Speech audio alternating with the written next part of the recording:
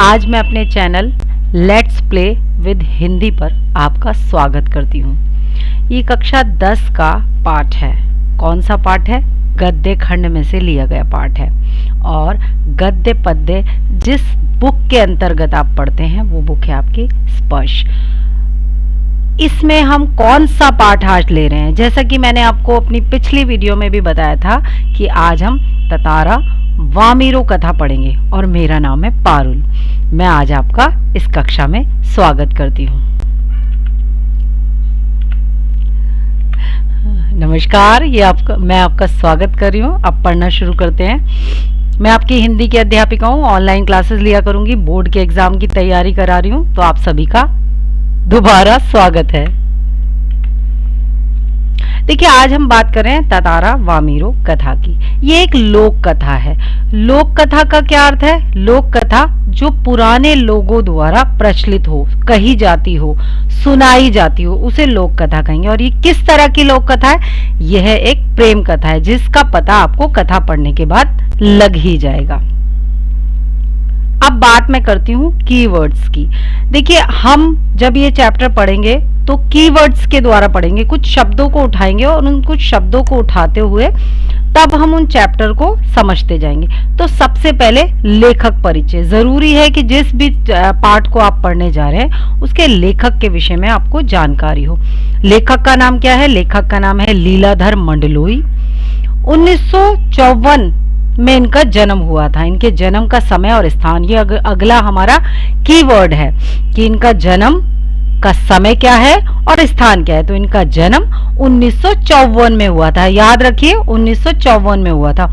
और ये माना जाता है उनके माता पिता द्वारा, कि 1954 की जो जन्माष्टमी थी, जिस दिन जन्माष्टमी थी उस दिन उनका जन्म हुआ था। अब स्थान कहाँ हुआ था? छिंदवाड़ा जिले के एक छोटे से गांव में हुआ था। तो अगर आप छिंदवाड़ा जिला भी याद करते हैं तो ये प्रश्न आपको आ सकता है। उसके बाद बात करें इनकी शिक्षा दीक्षा की, तो इनकी जो शिक्षा दीक्षा है वो भोपाल और रायपुर दो जगह पर हुई। ये दो नाम आपको याद रखने हैं। इनकी शिक्षा दीक्षा भोपाल और रायपुर में हुई।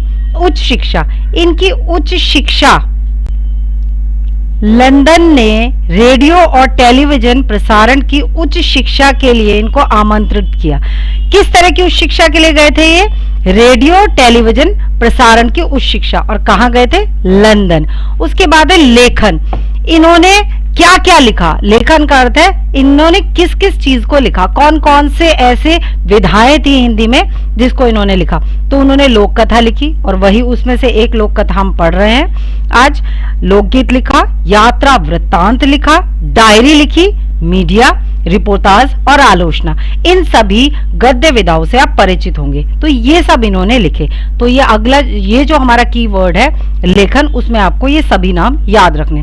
कृतियां, अब इनकी कृतियां, मुख्य कृतियां कौन कौन सी है? घर घर घूमा, रात बिरात, मगर एक आवाज, देखा अनदेखी और काला पानी। तो ये था हमारा लेखक परिचय, जो कि एक शॉर्ट समरी के रूप में था, जो कि कुछ कीवर्ड्स पर था।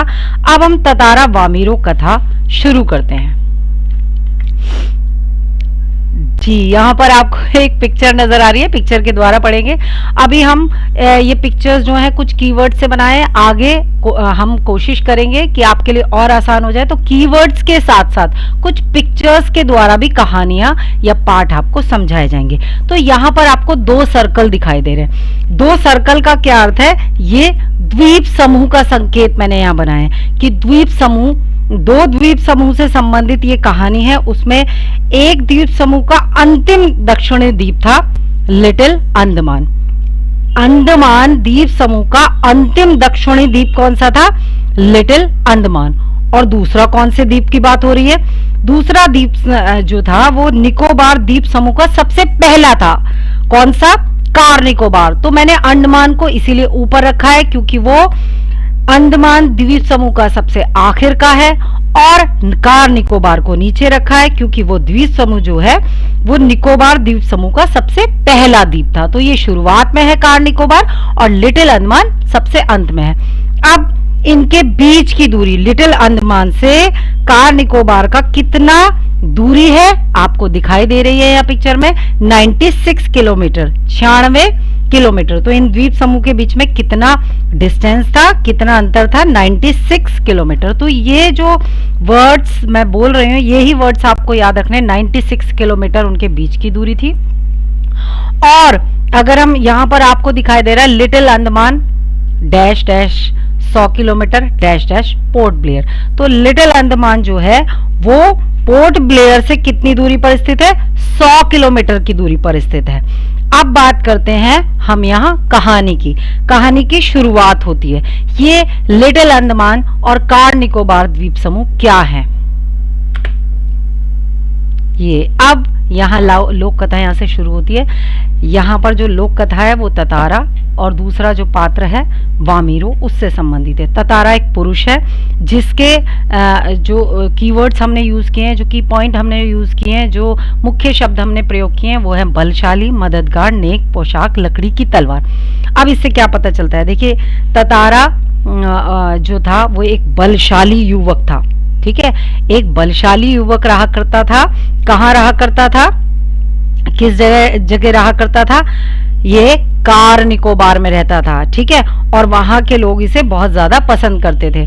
तो ततारा निकोबार से संबंधित था, बलशाली था, बहुत ही मददगार था। मददगार कौन होते हैं, जो दूसरों की मदद करते हैं। नेक था, नेक दूसरों की मदद करने के लिए हमेशा तैयार रहने वाला, दूसरों की सहायता करने वाला, उस व्यक्ति को नेक कहा जाता है। अब अगर हम इसकी पोशाक की बात करें तो ये हमेशा पारंपरिक पोशाक में रहता था। पारंपरिक पोशाक जो वहां की लोकल ड्रेस थी उसमें रहा करता था। तो इसकी पोशाक कैसी थी, पारंपरिक। और लकड़ी की तलवार, सदा उसके कमर में एक लकड़ी की तलवार बंधी रहती थी। शक्ति, अब तलवार के आगे मैंने एक शब्द शक्ति का प्रयोग किया। तो जो उसकी तलवार थी, लोगों का मानना था उस तलवार के विषय में कि वह तलवार जो थी वो दैवीय तलवार थी, उसमें कुछ ऐसी शक्ति थी जिससे ततारा जो है वो बहुत ज्यादा बलशाली है। जितनी भी ततारा के अंदर जो क्वालिटीज हैं, जो गुण है, उसमें कहीं ना कहीं जो योगदान था वो उसकी तलवार का भी था। उसके बहुत सारे कारनामे ऐसे थे जो प्रसिद्ध थे, जो कि साहसिक कारनामे थे, और उसका उन साहसिक कारनामों के पीछे किसका हाथ माना जाता, उसकी तलवार का हाथ माना जाता है। यानी कि ततारा की तलवार जो थी वो एक विलक्षण तलवार थी, वो एक बहुत रहस्यमयी तलवार उसको मानते थे, क्योंकि वो उसका प्रयोग किसी के सामने नहीं करता था। वो उसका प्रयोग साहसिक कारनामों के लिए करता था और किसी ने उसको प्रयोग करते हुए देखा भी नहीं था। तो लोग मानते थे, इसीलिए हमने शब्द का प्रयोग किया, मानते थे। चलिए आगे बढ़ते हैं। आगे की जो की पॉइंट है वो है शाम, समुद्र का किनारा, श्रृंगार गीत। तो यहाँ से कहानी हमारी शुरू होती है ततारा का परिचय देने के बाद। ततारा जो था जब दिन भर परिश्रम करता था, काम करता था, उसके बाद वो एक दिन शाम को समुद्र किनारे टहलने निकल गया। अब यहाँ आगे श्रृंगार गीत। श्रृंगार गीत की बात करें तो श्रृंगार गीत का मतलब होता है प्रेम गीत। प्रेम गीत, उस प्रेम में मिलन भी हो सकता है, विरह भी हो सकता है, सुंदरता से परिपूर्ण, प्रेम से परिपूर्ण वो गीत था। तो आप शाम शब्द को लेते हैं कि ततारा जो है बहुत ज्यादा परिश्रम करने के बाद एक दिन कहाँ निकल गया, शाम को समुद्र किनारे टहलने निकल गया। और वहां पर पक्षियों की चहचहाहटों की आवाज थी, उसका मन एकदम शांत था, क्योंकि समुद्र का किनारा ऐसा होता है कि हम भी वहां पर अपने मन की शांति ढूंढने के लिए निकलते हैं। तो ठीक इसी प्रकार ततारा भी वहां मन शांत करने के लिए निकला था। वो बालू पर बैठा हुआ था, सूरज की किरणों को देख रहा था। तभी उसे एक गीत सुनाई दिया, और कैसा गीत सुनाई दिया, मधुर गीत सुनाई दिया। और वो उसको ऐसा लग रहा था कि जैसे वो गीत जो है उसे अपनी ओर खींच रहा है, और उसे लगा कि उसको कोई सुध बुध नहीं रही है। वो अपनी सुध बुध खोने लगा और धीरे धीरे वो उस गीत की तरफ बढ़ता गया। और जैसे वो गीत की तरफ बढ़ रहा था तो उसकी नजर एक युवती पर पड़ी। किस पर पड़ी, युवती पर। और वह युवती ही कौन सा गीत गा रही थी, श्रृंगार गीत गा रही थी। आगे बढ़ते हैं। प्रेम, अब यहाँ पर प्रेम शब्द आया है जो कि अकेला आया है, क्योंकि प्रेम शब्द में ही यहाँ जो एक आपका पैराग्राफ है उसमें ये पूरा प्रेम शब्द ही दिखाई देता है। कि क्या हुआ कि जब उसने उस युवती को देखा कि वो युवती जो है श्रृंगार गीत गा रही है, तो वो उसको ताकने लगा, लगातार निशब्द ताके जा रहा था। और एकदम से क्या हुआ, एक ऊंची लहर आई और लहर जो है वो उस लड़की के मुंह को भिगोकर चली गई, उसके मुंह पर छींटे पड़े, तो वो हड़बड़ाहट में अपना गाना उसका रुक गया। और तभी ततारा को ये महसूस हुआ कि गाना तो रुक गया, तो उसने उससे पूछा कि तुमने इतना मधुर गीत जो तुम गा रही थी उसको गाना क्यों छोड़ दिया। ततारा ने देखा कि ये कौन है, कहाँ से ये व्यक्ति आया, इसको मैं जानती नहीं हूँ, और उसने बड़ा बेरुखी सी उसके प्रति दिखाई। तो उसने पूछा कि पहले तुम बताओ तुम कौन हो, मुझे इस तरह से घूर क्यों रहे हो, और ये अजीब सा प्रश्न करने का क्या कारण है, मैं तो तुम्हें जानती भी नहीं और तुम, मुझे लगता है कि तुम किसी और गांव के हो। ये प्रश्न उसे ठोक दिए लड़की ने, किसके ऊपर, ततारा के ऊपर। अब ततारा तो वही उस मधुर गीत से बहुत ही ज्यादा सुध बुध खोना होता है कि आपको होश ही नहीं है कि आप किस अवस्था में हो, क्या आपके सामने कोई कुछ बोल रहा है, उसे सुध बुध खोना उस स्थिति को कहते हैं कि आपको समझ ही नहीं आ रहा, बस आप अपनी जो मन में चीजें हैं जो आपकी आंखों के सामने है चल रही थी उन्हीं में खोए हुए हो। तो वो उसी दृश्य में खोया हुआ था और उसने जवाब नहीं दिया, उसे ऐसा लग रहा था जैसे उसे वो प्रश्न सुनाई नहीं दिया। उसने फिर पूछा, तुमने गाना क्यों रोक दिया, अरे गीत पूरा करो, तुम्हारा कंठ बहुत सुरीला है। अब लड़की को अजीब सा लगा कि वो पूछती है कि ये मैंने तुमसे प्रश्न पूछा, ये मेरे प्रश्न का उत्तर नहीं है, पहले तुम बताओ तुम कौन हो, और मैंने तो कभी तुम्हें लपाती गांव में नहीं देखा। यानी कि वो कौन से गांव में आया था, लपाती गांव में आया था। वो समुद्र का किनारा, जो ऊपर शब्द लिखा हुआ उसको ध्यान से देखिए, वो समुद्र का किनारा कौन से गांव का था, लपाती गांव का था। अब बात करते हैं आगे। ततारा बहुत ही सम्मोहित था, उसको नहीं पता चल रहा था कि युवती जो है वो उसकी आवाज जो है, अपनी आवाज से वो जो गीत गा रही थी उसको रोक चुकी है और अब वो प्रश्न पूछ रही है। फिर तुरंत वो प्रश्न पूछता है, तुमने गाना क्यों रोक दिया। अब कहीं ना कहीं उस लड़की को, जो वो युवती थी, वो झुंझलाने लगी और उसने बोला, ढीठता की हद है, मैं तुमसे परिचय पूछ रही हूँ और तुम अपना ही राग अलापे जा रहे हो, तुम्हें नहीं पता कि इस गांव का क्या नियम है। इस गांव का नियम ये है कि एक गांव की लड़कियां दूसरे गांव के लड़कों से बात नहीं करती। तभी वो तेजी से मुड़कर जाने लगी। उस वक्त उसको जो ततारा की सुध-बुध थी वो कहीं ना कहीं रुकी, खोई हुई जो थी वो एक जगह रुक गई, टिक गई कि भैया मुझे होश में आ जाना चाहिए। और वो थोड़ा सा होश में आया और उसे अपनी गलती का एहसास हुआ।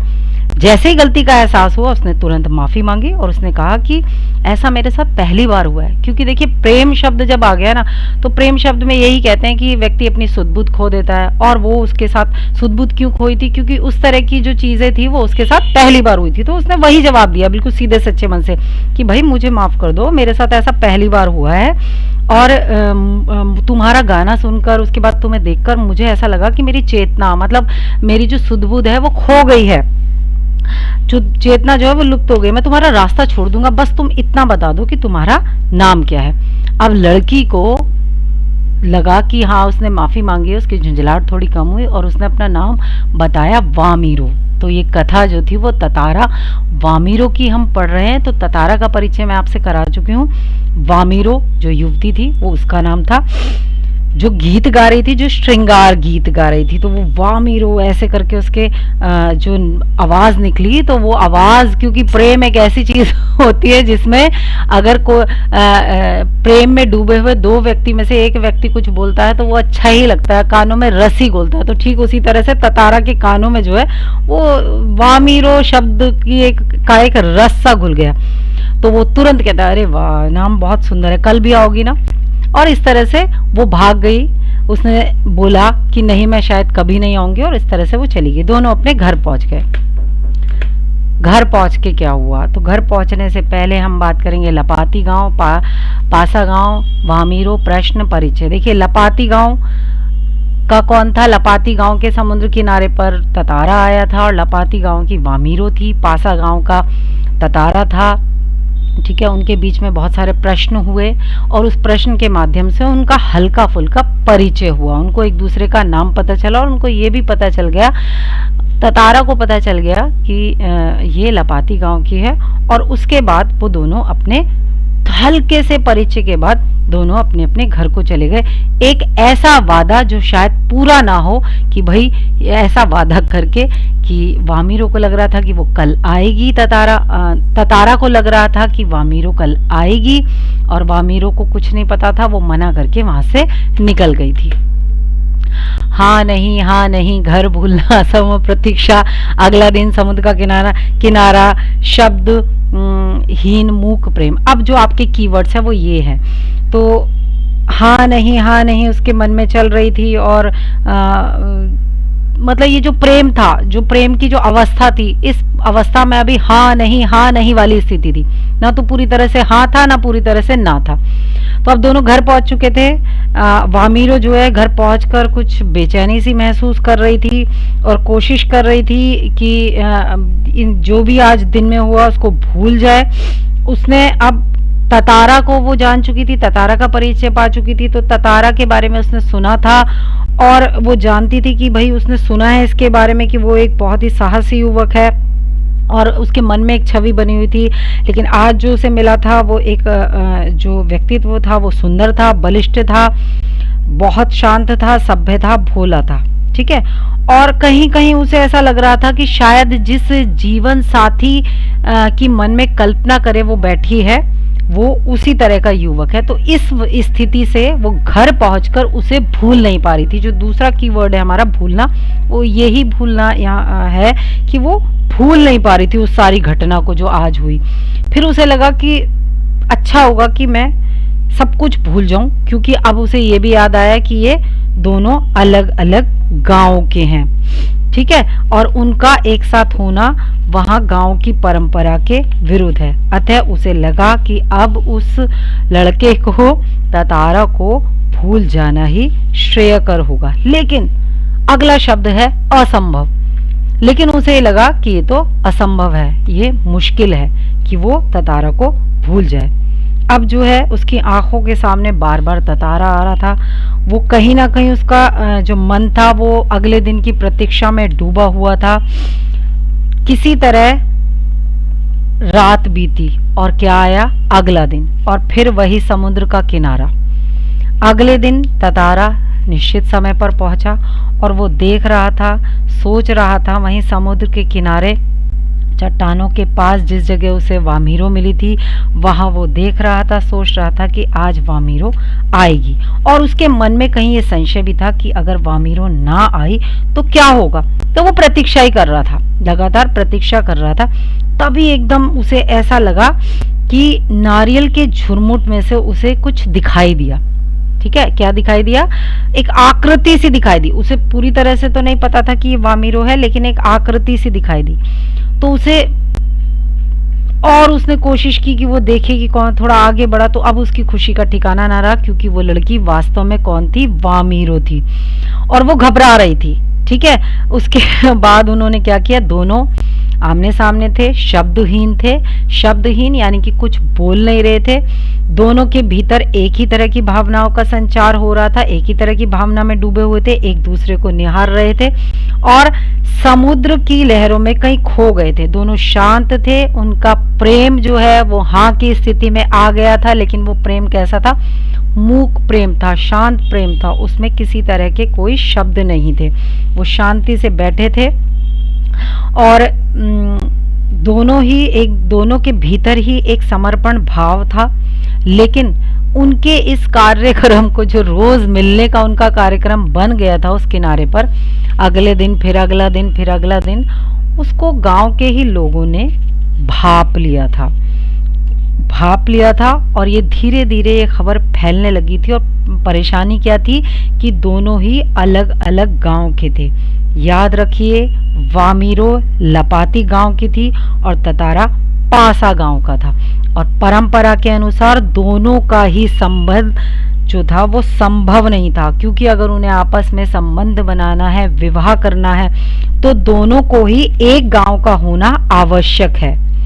दोनों को समझाने का प्रयास किया गया, लेकिन जहां प्रेम होता है वहां चीजें समझना मुश्किल होता है, सिर्फ प्रेम समझ आता है। तो वही दोनों के साथ हुआ कि दोनों ही इस चीज को कहीं ना कहीं समझने को तैयार नहीं थे।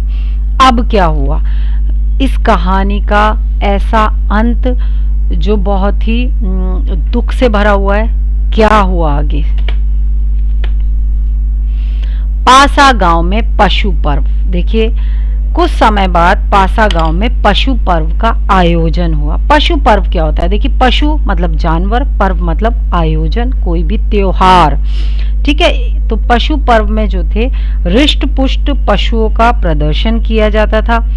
पशुओं से युवकों की शक्ति परीक्षा भी कराई जाती थी। जैसे आपने देखा होगा कई बार कुछ जगहों पर जो पुरुष हैं वो बैल के साथ लड़ते हैं, ठीक है, सांड के साथ भी लड़ाई होती है। तो कुछ इसी तरह की शक्ति प्रदर्शन का आयोजन किया जाता था। वर्ष में एक बार सभी गांव के लोग इसमें हिस्सा लेते थे। नृत्य संगीत का आयोजन किया जाता था और साथ में भोजन का भी आयोजन होता था। सभी लोग शाम से ही पासा गांव में एकत्रित होने लगे। केवल पासा गांव के व्यक्ति नहीं थे उसमें, आसपास के गांव के लोग भी उस कार्यक्रम के लिए आते थे। ततारा का मन अब इस कार्यक्रम में नहीं था। क्यों नहीं था? क्योंकि वो प्रेम में था, इस वक्त प्रेम में डूबा था। उसकी आंखें व्याकुल थी और वो व्याकुलता से किसको ढूंढ रहा था? व्याकुलता से वामीरो को ढूंढ रहा था, क्योंकि उसे पता था कि वामीरो भी इस पशु पर्व में अवश्य आएगी। तभी उसे नारियल के झुंड के एक पेड़ के पीछे से कोई झांकता हुआ दिखाई दिया। देखिए, नारियल के पेड़ थे, नारियल लगे हुए थे, उसका कई सारे पेड़ थे, तो उसके पीछे से उसको कहीं वो दिखाई दी कि कोई उसे झांकता हुआ देख रहा है। उसने थोड़ा सा और करीब गया वो। अब वहां पर कौन थी? उसे छुपकर कौन देख सकता है? उसे छुपकर ततारा देख सकती है, वामीरो देख सकती है। तो ततारा जो है वो आगे आगे बढ़ा। जैसे ही उन दोनों की आंखें मिली, वैसे ही वामीरो ततारा को देखकर फूट फूट कर रोने लगी। अब ततारा, ये सामान्य सी बात है कि जब दो लोग प्रेम में हैं और उसमें एक लड़की लड़के को देखकर रोती है तो लड़के का मन कहीं ना कहीं अंदर से दुखी हो जाता है। वहां पर वो कोशिश कर रहा था कि कैसे इसको चुप कराए, लेकिन वहां स्थिति ऐसी नहीं थी कि वो उसे चुप करा सके। धीरे धीरे वामीरो जो है वो लगातार रोने की आवाज उसकी ऊंची होती गई, क्योंकि वो असहाय महसूस कर रही थी। वो उससे प्रेम करती थी, उससे आगे उसके साथ रहना चाहती थी, और उसे ये भी पता था कि जो गांव की परंपराएं हैं वो किसी के लिए नहीं टूटती। तो वहां उसकी स्थिति ऐसी थी, एक वो होता है ना कि मन में बवंडर होता है और वो रुकता है रुकता है रुकता है, फिर फट पड़ता है। तो वही स्थिति उसके साथ थी कि वो रोने लगी उसे देखकर और उसकी आवाज लगातार ऊंची होती गई। ततारा जो है वो कुछ करने की स्थिति में नहीं था। वामीरो के रोने की आवाज को सुनकर उसकी माँ वहां पहुंची और दोनों को जैसे उसने देखा है कि भाई ये लड़की पेड़ के पीछे है और वो सामने ततारा खड़ा है, तो उसको गुस्सा आ गया। और वहां पर लोग आसपास, ऑब्वियसली जब एक लड़की रो रही है तो आसपास जो लोग थे वो भी इकट्ठा हो गए। और वहां पर गांव वाले जब पहुंचने लगे तो वामीरो की माँ जो है वो एकदम क्रोध में फन गई। वो होता है ना कि पेरेंट्स जो है कि भाई अपनी लड़की जो है वो रो रही है और उसको भी पता है कि बात ये फैली हुई है, तो वो और गुस्से में आ गई ततारा की, वामीरो की जो माँ थी।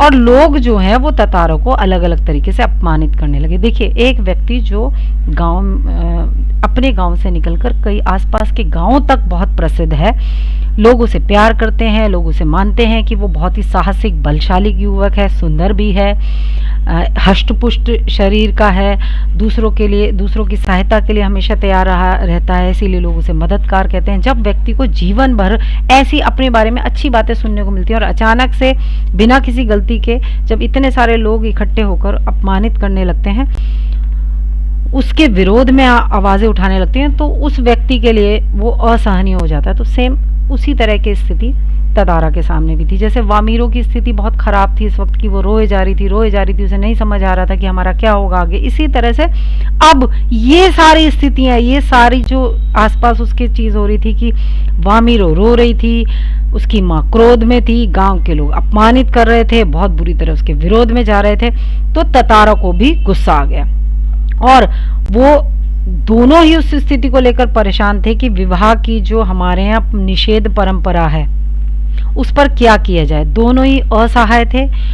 ततारा उस पर खींच चुका था, वामीरो का जो दुख था उसे और परेशान कर रहा था और उसे नहीं समझ आ रहा था कि वो क्या करे, परंपरा के विरुद्ध जा नहीं सकते। वो स्थिति ऐसी थी विस्फोटक कि अब क्या किया जाए, फाइनल डिसीजन होना चाहिए। तो उसको पता है वो कुछ बोल नहीं सकता, लोग उसे भला बुरा बोल रहे हैं। तो अब जो वो तलवार थी, जो लकड़ी की तलवार थी, जो सदा उसके कमर पर बंधी रहती थी, आज लोगों ने उसे देखा कि वो जो है तलवार उसकी निकल आई। और वो बहुत ही क्रोध उसका अग्नि की तरह है, उसके क्रोध की तुलना अग्नि से की गई, यानी कि इतनी गर्मी थी उसके व्यवहार में, इतना क्रोध था कि लोग सहम उठे उसको, और एकदम से सन्नाटा हो गया, लोग बिल्कुल चुप हो गए। उसे अब ततारा को समझ ही नहीं आ रहा था कि वो क्या करे। उसने क्रोध है क्योंकि विस्फोटक स्थिति थी, तो उसने क्या किया, अपनी तलवार ली और तलवार लेकर वो धरती में जो है, धरती के अंदर अपनी तलवार घोप दी। और घोप के भी वो चुप नहीं बैठा, घोप के वो पूरी ताकत से उसे खींचने लगा। इतनी ताकत उसने लगाई कि पसीने से नहा उठा, सब लोग घबराने लगे। वह तलवार को अपनी ओर खींचते खींचते दूर तक पहुंच गया, हाफ रहा था, खींचे जा रहा था, खींचे जा रहा था, खींचे जा रहा था। अचानक सबने देखा कि जहां से वो तलवार लेकर खींच रहा है वहां पर एक लकीर खींच गई और एक दरार पड़ने लगी। दरार ऐसे पड़ती है ना कि जब धरती के दो टुकड़े होते हैं, जैसे कि हमने वो सीरियल में देखा है रामायण में कि सीता जी जब धरती में समाने वाली थी तो एक दरार पड़ी, और दरार से जो धरती माता थी वो दो टुकड़े होकर सीता जी उसमें समा गई। तो ठीक आप उसी स्थिति को जो अपने आंखों के सामने उस दृश्य को याद कीजिए कि उसी तरीके से क्या हो रहा था कि वहां पर दरार आ गई थी और वो धरती की जो लकीर थी उसकी वो वहां तक खिंच गई थी जहां तक वो उसे खींच कर ले जा रहा था। तब एक गड़गड़ाहट की आवाज आई और लकीर की सीध में धरती फटने लगी। लेकिन ततारा बिल्कुल क्रोध में था, वो रुकने को तैयार नहीं था, वो आगे बढ़ते जा रहा था, बढ़ते जा रहा था। सभी लोग परेशान थे, उन्हें मतलब उन्होंने कल्पना ही नहीं की थी, जब वो ये सब नजारा वहां चल रहा था, जब वो स्थिति खराब हो गई थी तो लोगों ने ऐसे दृश्य की कल्पना नहीं की थी, तो वो डर गए, सिहर गए बुरी तरह से। वामीरो फटती हुई धरती के किनारे की तरफ दौड़ने लगी कि ये क्या हुआ, ये क्या हुआ, ये क्या हुआ। देखिए ये तीन कीवर्ड्स हैं, अपमान, क्रोध, तलवार। अपमान हुआ उसका, अपमान से उसे क्रोध आया, क्रोध से उसने तलवार निकाली। तो अब आगे की स्थिति, दरार पड़ी, गड़गड़ाहट, द्वीप के दो टुकड़े। ये कीवर्ड्स आप अपने पास रखिए, इन कीवर्ड से इनकी स्क्रीनशॉट ले लीजिए, लिख लीजिए, इन कीवर्ड से आप कहानी को पढ़ेंगे। तो देखिए यहाँ पे हमने पढ़ा कि धरती में दरार आ गई, उसके बाद गड़गड़ाहट की आवाज आई और गड़गड़ाहट के साथ ही क्या हुआ, वो धरती फटने लगी और द्वीप के दो टुकड़े हो गए, क्योंकि वो अंतिम छोर तक पहुंच गया। ऑब्वियसली हम किसी जगह को फाड़ना शुरू करें, काटना शुरू करें, अंतिम छोर तक पहुंच जाए तो दो टुकड़े हो जाते हैं। तो उसी तरह से जिस द्वीप पर वो थे, वो द्वीप जो है दो टुकड़ों में विभक्त हो चुका था, और एक टुकड़े पर कौन थी, वामीरो, और दूसरे टुकड़े की तरफ ततारा था।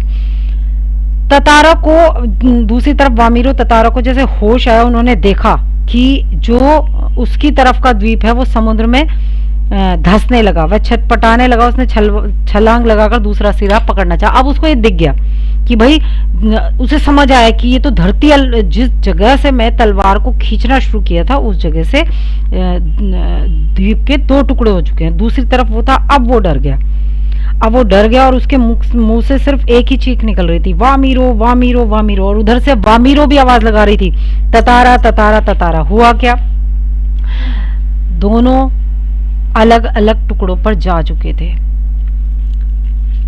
कहाँ थे पता नहीं, ततारा किधर गया उस द्वीप से किसी को नहीं पता। वामीरो का हाल बहुत बुरा हो चुका था। वामीरो लगातार उसी हिस्से पर आकर पागलों की तरह उसे ढूंढती थी, घंटों बैठी रहती थी, और उसने खाना पीना छोड़ दिया था। परिवार से वह एक तरह से अलग हो गई थी। तो इस तरह से उसने बहुत कोशिश की कि ततारा को ढूंढ ले, बहुत कोशिश की, लेकिन कोई सुराग नहीं मिल पाया। इस तरह से दोनों की प्रेम कहानी का अंत हो गया। दोनों के अंत के साथ, उस दुखद घटना के साथ, दोनों के प्रेम का भी अंत हो गया, परंपरा का अंत। अब परंपरा का अंत कैसा हुआ, आज ना तो ततारा है ना वामीरो है, लेकिन उनकी जो प्रेम कथा है वो घर घर में सुनाई जाती है।